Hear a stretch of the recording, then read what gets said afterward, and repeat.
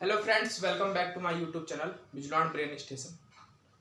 तो कल हमने क्लास 10th का तीसरा chapter pair of linear equation in two variable पढ़ा था, जिसमें मैंने इसका इंट्रोडक्शन कि लीनियर इक्वेशन क्या होती है, पेयर ऑफ लीनियर इक्वेशन क्या है, क्या उससे किस तरीके से उसको सॉल्व किया जाता है, ये सब हमने डिस्कस किया था। तो आज हम उससे रिलेटेड एक क्वेश्चन लेंगे। तो चलिए शुरू करते हैं आज का वीडियो। अगर आपने पहला वीडियो नहीं देखा है तो डिस्क्रिप्शन में मैं लिंक दे दूंगा, आप जाके वहां से देख सकते हो, तभी आपको ये कॉन्सेप्ट समझ में आने वाला है। तो चलिए शुरू करते हैं। क्वेश्चन है हमारे पास, Aftab tells his daughter 7 years ago I was 7 times old as you were then, also 3 years from now I shall be there 3 times as old as you will be. Represent this situation algebraically and graphically. इस situation को हमें इस जो हमारे word problem हमें दी हुई है, इससे हमें कुछ इसे सॉल्व करके इसको समझ के एल्जेब्रिक एक्सप्रेशन और ग्राफिकली इसको सॉल्व करना है। तो चलिए शुरू करते हैं। इसको करने से पहले हम पहले क्वेश्चन को आराम से समझ के अच्छे से समझना होगा कि किस तरीके से क्या कह रहा है क्वेश्चन। तो देखिए सॉल्यूशन इसका, हमारे पास कह रहा है after tales his daughter 7 years ago। तो पहले हम यहाँ पे लेट कर लेते हैं कि let Aftab is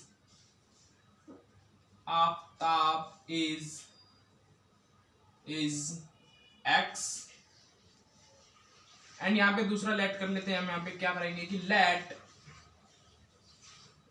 daughter is why. ये हमने दो चीज लेट कर ली कि भाई आफ्ताब की एज एक्स है और उसकी बेटी की एज वाई है। उसके बाद कह रहा है कि 7 साल पहले, तो 7 years ago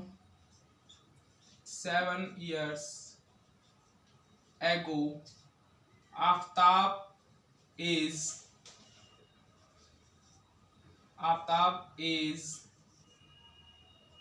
is equal to X minus 7। जब उसकी प्रेजेंट एज लिखते हैं यहाँ पे, present age, let present age of Aftab is X, और ऐसी प्रेजेंट एज डॉटर की वाई। तो 7 साल पहले इसकी जो एज हो जाएगी वो हो जाएगी एक्स माइनस 7। फिर वो कह रहा है कि जो ये एज है वो 7 साल पहले जो इसकी एज है वो उसकी बेटी की एज की 7 गुनी है। यानी Aftab tells daughter 7 years ago I was 7 times as old of as you। यानी उससे तो हम यहां लिख सकते हैं 7 years ago daughter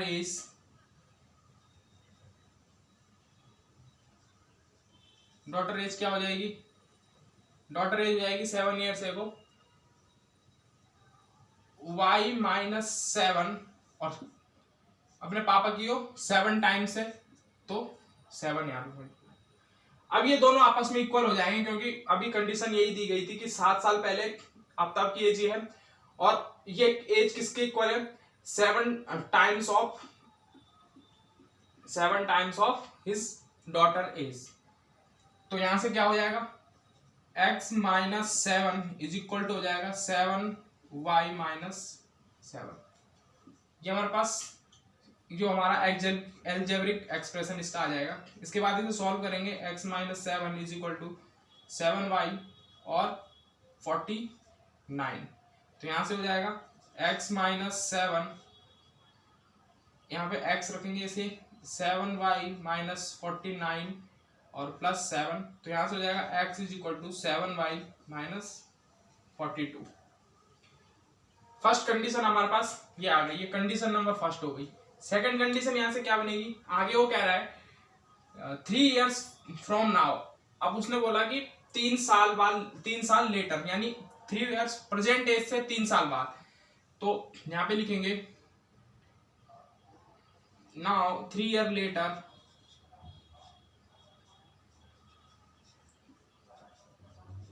Aftab is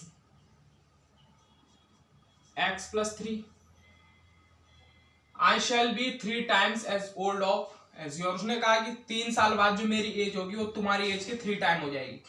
तो यहाँ पे लिखेंगे 3 years later daughter age, 3 years daughter age हो जाएगी y प्लस 3।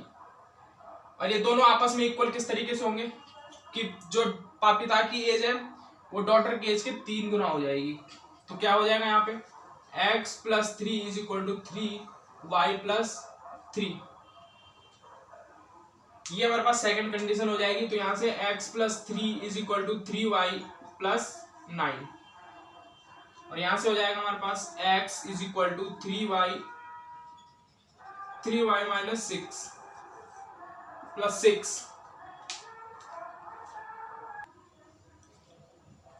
ना यहाँ पे 3 साल जो बाद है हमारी, वो उसका रिलेशन जो हमारे पास आया है एज का, वो आया है x is equal to 3y plus 6। तो ये तो इसका एल्जेब्रिक एक्सप्रेशन हो गया। अब हमें कहा था कि इसका ग्राफिकली एक्सप्रेशन भी फाइंड करें। तो ये हमारे पास यहाँ पे फर्स्ट इक्वेशन और ये सेकंड इक्वेशन।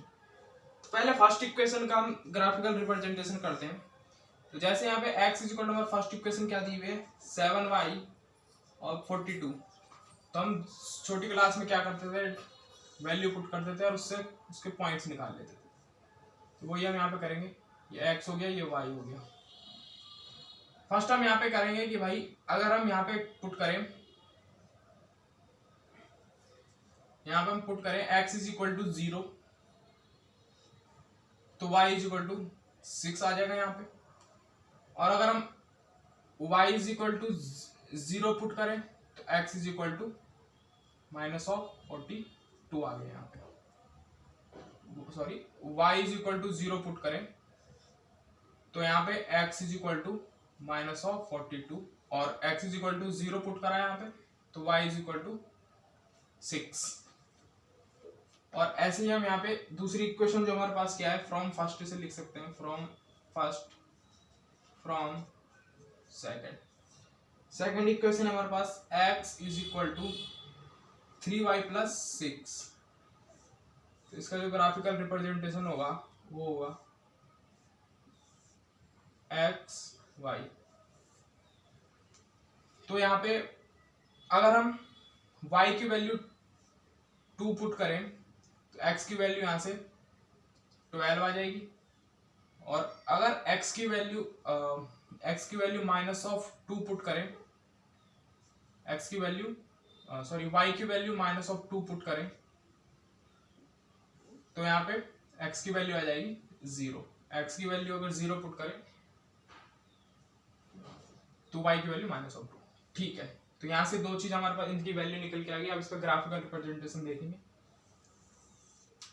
तो हम x एक्सिस और y एक्सिस पे प्लॉट करेंगे इसको। तो ये हमारे पास हो गई x डैश,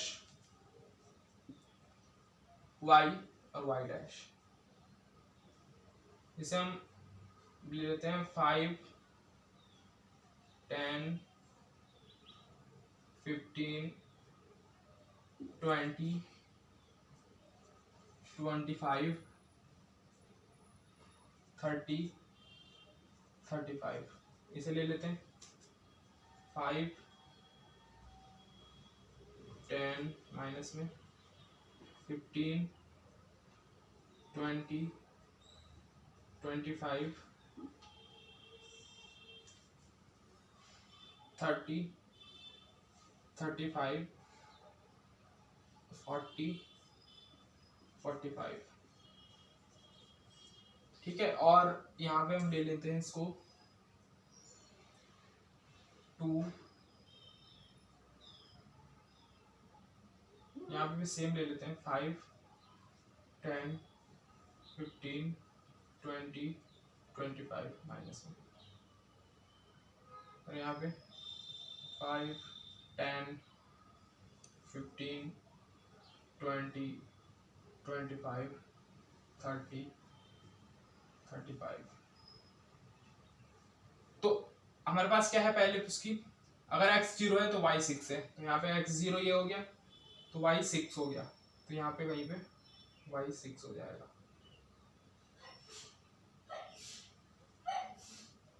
और अगर x माइनस 42 है, ये रहा, यहाँ पे कहीं पे 42 होगा हमारा, तो y हमारा 0 है। तो इसका जो ग्राफ कुछ इस तरीके से जाएगा, ये जो x एक्सिस जा रही है हमारी, ये यहाँ से इधर से पास हो गया, तो क्या बन गया ऐसा, ये इस तरीके से इसका जो ग्राफ है वो इस तरीके से जाने वाला है। तो ये हमारे पास कौन सी ये कौन सी वो होगी इक्वेशन, ये हो गई x is equal to 7y minus 42। ठीक, ये इसका इस तरीके से रिप्रेजेंटेशन हो जाएगा, यहाँ पे कहीं पे मीट करें। ठीक है, तो ये तो हो गया हमारा x is equal to 7y minus 42 का, और x is equal to 3y plus 6 का, x इज इक्वल टू 12, तो y इज इक्वल टू 2, तो x इज इक्वल टू 12 है तो y इज इक्वल टू 2 है, यानी यहाँ पे कहीं पे। और अगर x इज इक्वल टू 0 है तो y is equal to minus of 2 है, तो यहाँ पे कहीं पे। तो इसका जो रिप्रेजेंटेशन आएगा वो कुछ इस तरीके से आएगा।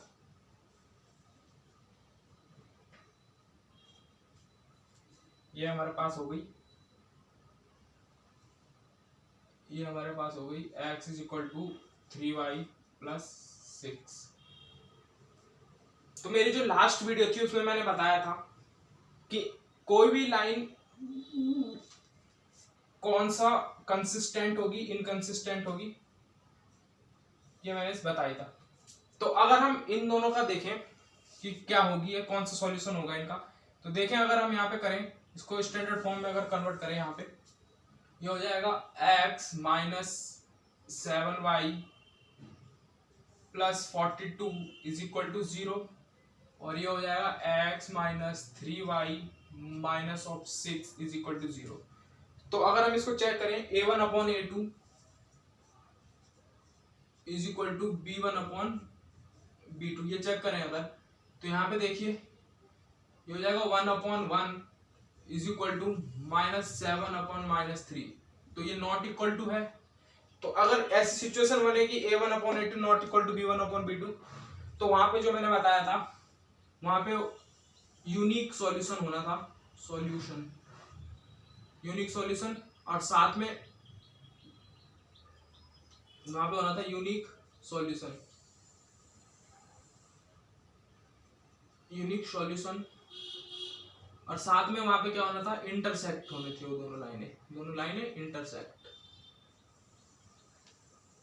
तो यहाँ देखिए ये दोनों कुछ इस तरीके से कर्व लेती हुई जा रही है टेढ़ी होके, तो आगे कहीं पे कहीं ना कहीं एक मीटिंग पॉइंट इनका होगा, और वही उसका यूनिक सॉल्यूशन कहलाएगा। इस के लिए इन दोनों इक्वेशन के लिए उनका वो यूनिक सॉल्यूशन होगा, यानी इंटरसेक्ट होगी आगे जाके वो। तो यहाँ से हमें पता लग गया इंटरसेक्ट होगी, क्योंकि अभी ये अगर 2-3 वैल्यू और लेते तो कुछ आगे भी इसका प्लॉट होता ग्राफ, तो आगे जाके मीट करती। तो ये इसका ग्राफिकल रिप्रेजेंटेशन था। चलिए एक क्वेश्चन और करते हैं, फिर उसके बाद ये लेक्चर खत्म करते हैं। तो एक बार इसका आप स्क्रीनशॉट ले लिए, फिर मैं इसको रब कर देता हूं।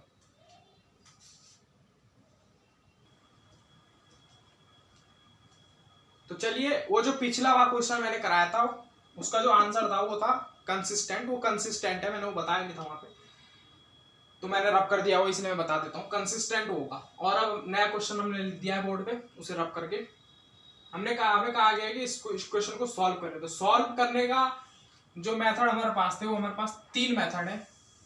सबसे पहला मेथड तो हमारे पास है कि भाई अगर उसे हम क्या करें, एलिमिनेशन मेथड से करें, एलिमिनेशन मेथड।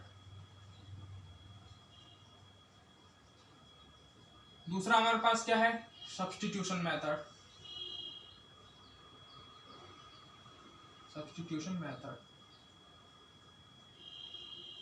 और तीसरा हमारे पास क्रॉस मल्टीप्लिकेशन मेथड।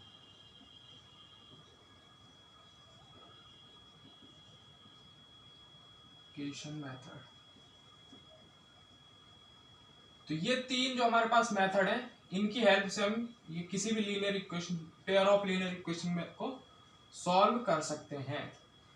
तो यहाँ पे जो हम यूज करने वाले हैं वो हम एलिमिनेशन मेथड, चलो देखते हैं कौन से ज्यादा सरलता से हो जाए। यहाँ पे सबसे पहले हम क्या पुट करेंगे कि 1/x को हम यहाँ पे u पुट कर देते हैं और 1/y को हम यहाँ पे v पुट कर देते हैं। तो यहाँ पे यहाँ पे हो जाएगा 6/u plus 3v is equal to 7, ये फर्स्ट इक्वेशन हो गई हमारी। और दूसरी हो गई 3u plus 9v is equal to 11। तो चलिए इसे सब्स्टिट्यूशन मेथड से हम एलिमिनेशन से हम मेथड सॉल्व करेंगे। तो एलिमिनेशन मेथड को अप्लाई करने के लिए हमें क्या करना पड़ता है, या तो हमें x के कोएफिशिएंट को सेम बना दो या y के कोएफिशिएंट को सेम बना दो और फिर उसे सब्ट्रैक्ट कर दो। तो यहाँ पे तो x और y हमने हटा दिया, यहाँ पे u और v हो गया। तो हम क्या करेंगे, जो u के कोएफिशिएंट है उसको हम सेम बना देंगे। तो सेम बनाने के लिए हमें क्या करना है, चलो इस या फिर v को हम सेम बना देते हैं। तो v को सॉल्व करने के लिए हमें क्या करना पड़ेगा, यहाँ पे 9 है और यहाँ पे 3 है हमारे पास। तो हम इसमें क्या करेंगे, अगर हम इसे 3 से मल्टीप्लाई कर दें, इस फर्स्ट इक्वेशन को मल्टीप्लाई बाई 3, तो यहाँ पे इसकी मल्टीप्लाई अगर हम इधर करेंगे तो ये क्या हो जाएगा, किसी अगर इक्वेशन में किसी से भी मल्टीप्लाई करो या सब्ट्रैक्ट करो, मल्टीप्लाई करो या डिवाइड करो तो कोई चेंज नहीं आने वाला है उसमें। 3 से मल्टीप्लाई कर देते हो जाएगा 18u plus 9v is equal to 21 और यहाँ पे हो जाएगा 3u plus 9v is equal to 11। ये हमारे पास इक्वेशन बन जाएगी। अब इनको सब्ट्रैक्ट कर दो तो ये पूरा कैंसिल आउट हो जाएगा।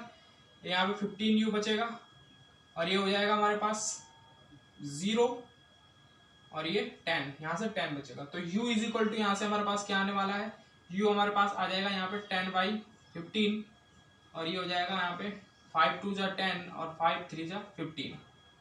तो यहाँ पे u की वैल्यू आ गई 2/3। अब हम इसे सेकंड इक्वेशन में पुट कर देते हैं, पुट इन सेकंड। तो यहाँ पे सेकंड में पुट कर देंगे तो यहाँ पे हो जाएगा 3, u की वैल्यू 2/3 हो जाएगी और plus 9v is equal to 11, ये 3 से 3 कैंसिल आउट, तो 2 plus 9v is equal to 11। तो 9v is equal to 11 minus 2, तो 9v इज इक्वल टू यहाँ पे 9 हो जाएगा और v इज इक्वल टू यहाँ पे 1 आ जाएगा। तो v की वैल्यू यहाँ पे 1 आ गई, u की वैल्यू 2/3। अब हमने क्या लेट किया था कि 1/x इज इक्वल टू यहाँ पे u पुट करा था और 1/v is equal to 1/y is equal to v put किया गया था। तो यहाँ पे हम रख देंगे v की वैल्यू, u की वैल्यू रख देंगे। तो u की वैल्यू क्या है यहाँ पे 2/3। तो यहाँ से x की वैल्यू क्या आ जाएगी 3/2 इज इक्वल टू x, यहाँ से फाइंड आउट हो जाएगा। और यहाँ पे भी रख देंगे तो 1/1 हो जाएगा v, 1/y is equal to 1 हो जाएगा। तो यहाँ से y की वैल्यू 1 आ जाएगी। तो इस तरीके से हम किसी भी इक्वेशन को सॉल्व करते हैं। ये था हमारा substitution method. By substitution method से हम यहाँ पे बाय एलिमिनेशन से हमने यहाँ पे करा, एलिमिनेशन मेथड से बाय एलिमिनेशन। तो यहाँ पे हमें क्या करना पड़ता है, किसी भी एक टर्म को एलिमिनेट कर दो उसकी कोएफिशिएंट के इक्वल बना के। तो ये हमारे पास दूसरा क्वेश्चन था। मिलते हैं नेक्स्ट वीडियो में, तब तक के लिए धन्यवाद।